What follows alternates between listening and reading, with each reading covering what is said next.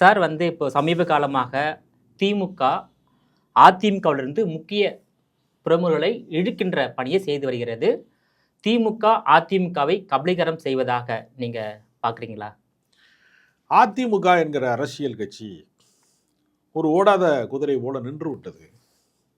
நீங்கள் பஸ் ஸ்டாண்டில் நிறையா பஸ் இருக்கும். ஒரே போர்டு போட்ட பஸ்ஸே ரெண்டு ரெண்டு நிற்கும். நீங்கள் திடீர்னு பார்த்தீங்கன்னா டிரைவர் ஒரு வண்டியை ஸ்டார்ட் பண்ணான்னு வச்சுங்க, ஒரு வண்டியில் இடம் பிடிச்சி கஷ்டப்பட்டு இடம் பிடிச்சி பூரா ஓடி இன்னொரு வண்டியில் ஏறிடுவாங்க. அப்போ ஓடுற வண்டியில் தான் பயணிப்பான். சாதாரண பேசஞ்சரே ஓடுற வண்டியில் தான் பயணிக்கிறான்.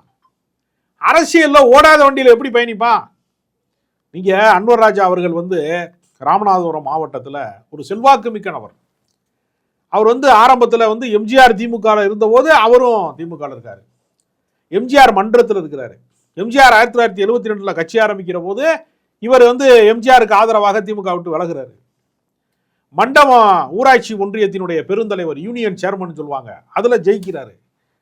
அப்போ உள்ளாட்சி தேர்தலாம் பல இடங்களில் அதிமுக வெற்றி பெறவே இல்லை. குறிப்பாக தென் மாவட்டங்களில் வெற்றி பெறலை. இவர் தான் முதல் ஊராட்சி பெருந்தலைவர், ஊராட்சி ஒன்றியங்களினுடைய பெருந்தலைவர், யூனியன் சேர்மன் ஆகிறாரு. அவருக்கு பாராட்டு விழா நடத்துகிறாங்க மாநாட்டிலேயே. அப்புறம் அவர் படிப்படியாக சட்டமன்ற உறுப்பினர் ஆகிறாரு. தொழிலாளர் நலத்துறை அமைச்சராக இருக்கிறாரு ஜெயலலிதா அவர்களுடைய காலகட்டங்கள். அப்புறம் என்ன செய்யறாருன்னா நாடாளுமன்ற உறுப்பினராக இருக்காரு.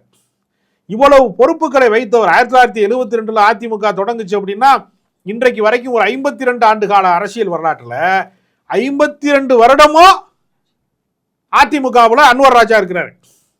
அப்படிப்பட்ட அவரு ஏன் நீங்க திமுகவில் போய் இணையிறிய அப்படின்னு கேட்கறதுக்கு அது ஒரு முக்கியமான விஷயம் சொல்றாரு. இந்த கட்சி ஒருங்கிணையணும்னு நம்ம எவ்வளோ ஆசைப்படுறோம். ராமநாதபுரம் மாவட்டத்தில் எங்களுடைய தேவர் சமுதாயத்தினுடைய, மறவர் சமூகத்தினுடைய வாக்கு வங்கி பெரிய அளவில் இருக்கிறது. அந்த பகுதியில் யாருமே அதிமுகவுக்கு ஓட்டு போடலை. நடந்து முடிந்த நாடாளுமன்ற தேர்தலில் ஓபிஎஸ் போய் அங்கே போய் நின்றாரு. இரட்டை இலையில நின்ற அதிமுக வேட்பாளருக்கு டெபாசிட் போயிருச்சு. 3வது இடத்துக்கு தள்ளப்பட்டார்.